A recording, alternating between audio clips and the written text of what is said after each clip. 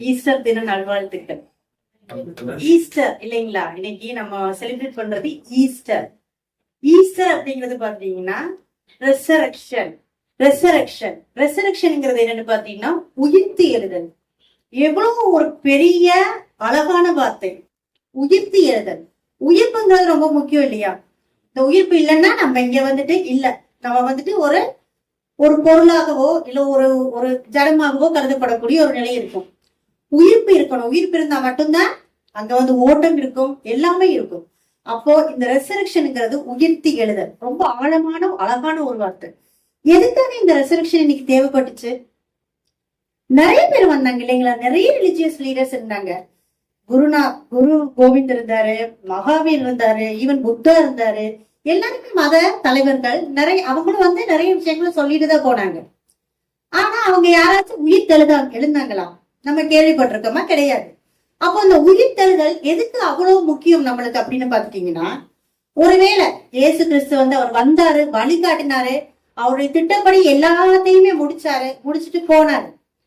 அவர் அந்த இருந்த காலகட்டத்துல எல்லாமே என்ன சொல்லியிருக்காரு? ஒரு வாட்டி சொல்றாரு, ஒரு பெரிய 44 வருடங்களுக்கு மேலான ஒரு தேவாலயத்தை குறிச்சு சொல்லும் போது அவர் சொல்றாரு, இந்த ஆலயத்தை இடித்து போடுங்க, 3 நாளுக்குள்ள நான் என்ன பண்றேன்? எழுப்புறேன். அப்ப அவங்க என்ன யோசிக்கிறாங்க? இவர் என்ன புத்தி இல்லாதவரா? இல்லையே இப்படி பேசுறாரு. அவ்வளவு ஈஸியா ஒரு வீடு கட்டுற போதே நம்மளுக்கு எவ்வளவோ டைம் தேவைப்படுது இல்லைங்களா? அப்ப என்ன இவர் அசால்ட்டா ஒரு 3 நாள்ல வந்து எழுப்பி காட்டுறேன்னு. அதுக்கப்புறம் என்ன ஆகுறாரு? சிலுவையில வந்து அறையப்படுறாரு. அவரோட ஊழியத்தோட காலம் கூட அந்த 3 வருடங்கள் தான். அப்ப பாத்துட்டீங்கன்னா அவர் வந்து சொல்றாரு, நான் வந்து திருப்பி வருவேன். இத வந்து அவருடைய சீஷர்கள் விசுவாசிக்கவில்லை. அநேக சீஷர்கள் விசுவாசிக்கலை, உண்மையில சொல்ல போன. ஆனா யாரு இவன் சொன்னதை நம்பினாங்கன்னு பாத்துட்டீங்கன்னா அவருடைய எதிரிகள்.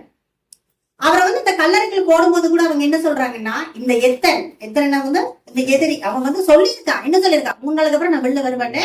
அதனால இவரை நம்ம நம்ப முடியாதுன்னு கல்லறைக்கு என்ன பண்றாங்க? முத்திரை போடுகிறாங்க இல்லைங்களா? அப்ப அவரை குறிச்சு, அவருடைய வசனங்களை குறிச்சு அவர்களுடைய சிஷ்யர்களை விட ரொம்பவே தெரிஞ்சு வச்சவங்க யாருன்னு பாத்தீங்கன்னா அவருடைய எதிரிகள். சொல்லுவாங்க, நம்முடைய பலம் யாருக்கு தெரியும்னா நம்ம எதிரிக்கு தான் தெரியும். அப்ப வந்து பாத்தீங்கன்னா அவருடைய பலத்தை வந்து ஃபர்ஸ்ட் வந்து யூகிச்சது, கரெக்டா கணிச்சது பாத்தீங்கன்னா அவருடைய எதிரிகள்.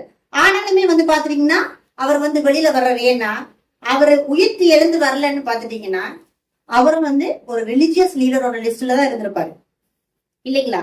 அவர் வந்து எதுக்காக உயிர் தெழுந்தாருன்னு பாத்தீங்கன்னா இதெல்லாம் முன்னாடியே சொல்லியிருப்பீங்க. அதனால நான் சொல்லணுங்கிறதுக்காக நான் சொல்றேன்னு பாத்துட்டீங்கன்னா, அவர் உயிர் தெழுந்து வந்தது பாத்தீங்கன்னா அந்த கடவுளுடைய ஆற்றலை காட்டுறதுக்கு அவர் சாவிலிருந்து வெளியில் வந்திருக்கிறார். ஆமா இல்லைங்களா? அப்போ யாருமே இதுவரைக்குமே உலகத்துல எந்த உயிருமே சாவில்லாத உயிரே இல்லை. ஒண்ணு மட்டும் இருக்கு, ஜெல்லி பிஷ். பாத்துருப்போம் நம்ம கடல்ல ரொம்ப அழகா மிதக்கக்கூடிய ஒரு ஜெல்லி பிஷ், ரொம்ப அழகா இருக்கும். ஆனா அந்த ஜெல்லி பிஷ்மே எப்படி அழியாம இருக்குன்னு பாத்தீங்கன்னா ஒரு சர்டன் பீரியடுக்கு அப்புறம், ஒரு குறிப்பிட்ட காலத்துக்கு அப்புறம் பார்த்தா தன்னைத்தானே புதுப்பிச்சுக்குது. அது வந்து அழியாம தன்னைத்தானே தனக்குள்ள இருக்கிற செல்கள் எல்லாம் புதுப்பிச்சு அதுக்கப்புறமா வந்து உயிர் வாழ்ந்தே தவிர அதுக்கும் ஒரு மரணம் வந்துதான் அது வருது. அப்ப இந்த உலகத்துல யாருக்குமே மரணம் இல்லாம இல்லை.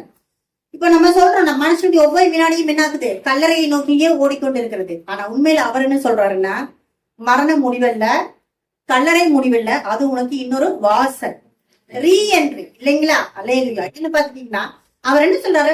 உன்னோட சாதாரண வழியில இருந்து, வாழ்க்கையில இருந்து முடிச்சு நீ நித்திய வாழ்வுக்காக போகக்கூடிய ஒரு வாசல் தான் அந்த கல்லறை, அந்த மரணம். அதனால என்ன பண்றாரு? அந்த மரணத்தை உடைச்சு அவர் வெளியில வந்து, நான் தான் இந்த உலகத்தறிய ரட்சகர், தேவகுமாரன், நான் வந்து மரணத்தை வென்ற ஆண்டவராய் இருக்கிறேன் சொல்றதுக்காக தான் என்ன பண்றாரு? அவர் உயிர் தடுத்திருக்காரு. இந்த நாளை வந்து நம்ம கொண்டாடுறோம். இந்த கொண்டாட்டத்துல பாத்துட்டீங்கன்னா ஒரு சில சங்கீத வசனங்களை நம்ம இன்னைக்கு பார்த்தா ரொம்ப நல்லதா இருக்கும். சங்கீதம் 100:1. குடிகளே, எல்லாரும் கர்த்தரை கம்பீரமாய் பாடுங்கள், மகிழ்ச்சியோட கர்த்தருக்கு ஆராதனை செய்து ஆனந்த சத்தத்தோட அவர் சங்கீதம் பாருங்கள். பூமியின் குடிகளே, கர்த்தரை எல்லோரும் பாடுங்கள். எதுக்காக பாடணும்னு பாத்தீங்கன்னா அவர் உயிர் தெழுந்த மெய்யான தேவன் இல்லைங்களா? அவர் வந்து பாத்தீங்கன்னா வெறுமனே வந்துட்டு அவர் அப்படியே அந்த 3ஆம் நாள்ல கல்லறையில இருந்து அப்படியே அவர் உயிர் தெழலன்னா அந்த மகிமை, அந்த உயிர் தெழுதலுக்கான இது அவர் ஜீவனுள்ள தேவனுங்கிறத வந்து நம்ம இன்னைக்கு வந்துட்டு இவ்வளவும் ஆத்மார்த்தமா விசுவாசிச்சிருப்போமான்னா ஒரு கொஸ்டின் மார்க் இருக்கும் இல்லைங்களா?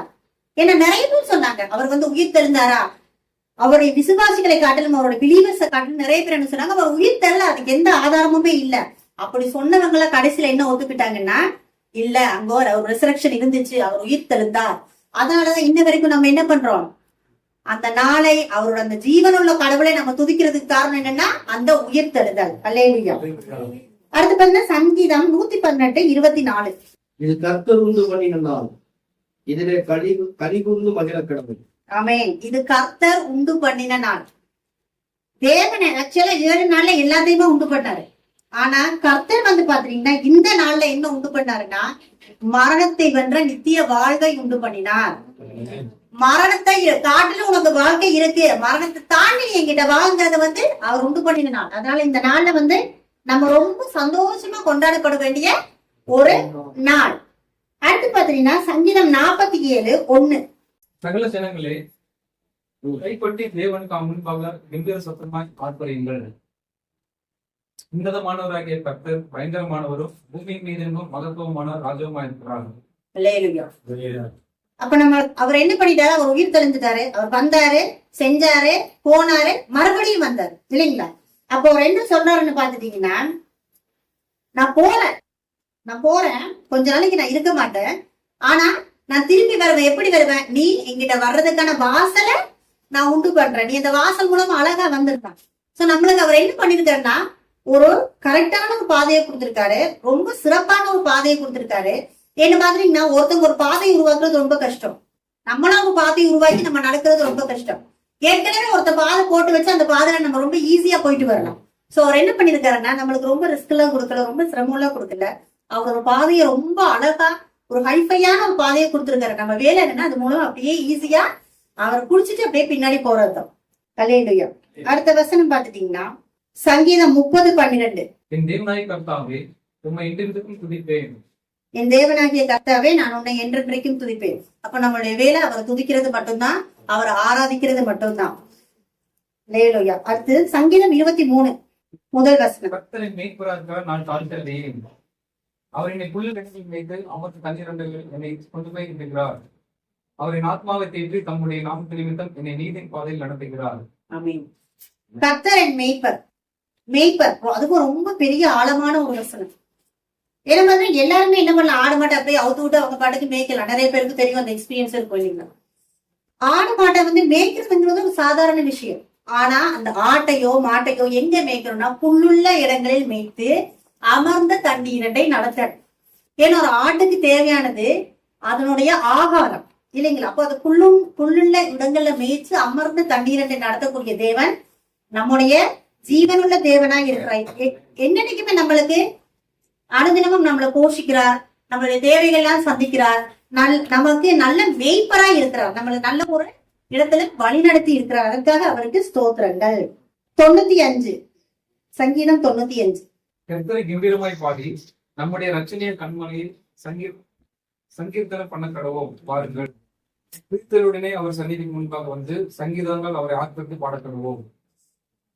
அவரை பாட கடவோம். அவரை வந்து எப்படி பாடணும், எக்கால சத்தத்தோட ரொம்ப கம்பீரமா பாடணும் இல்லைங்களா? அதான் சொல்றேன், எக்கால சத்தம் தேவத கூட்டம் இயேசு வருகின்றார், எக்கால சத்தம் பூரத கூட்டம் இயேசு வருகின்றார், ஆவியோடு இயேசு அச்சாரம்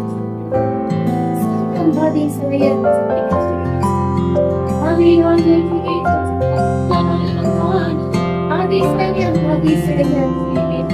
அப்போ இந்த நாள் முதுகலம் கொண்டாட்டமே, நம் இயேசுவின் சன்னிதானத்தில் முதுகலம் கொண்டாட்டமே, நம் இயேசுவின் சன்னிதானத்தில் ஆனந்தம் ஆனந்தமே, என் சுந்தரின் பாதத்தில் ஆனந்தம் ஆனந்தமே,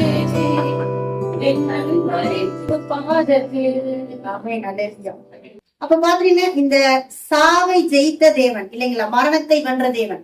இது மூலமா நம்மளுக்கு அவர் என்ன சொல்றாருன்னா, உனக்கு இந்த உலகத்துல மரணம் இல்ல, கல்லறைங்கிறது உனக்கு முடிவு இல்ல, மரணம்ங்கிறதே ஒரு கேட் பாஸ், ஒரு டிக்கெட். என்னன்னா உன்னோட ஆர்டினரி லைஃப முடிச்சுட்டு நீ எக்ஸ்ட்ரா ஆர்டினரி லைஃபுக்கு நீ வரக்கூடிய ஒரு என்ட்ரன்ஸ்.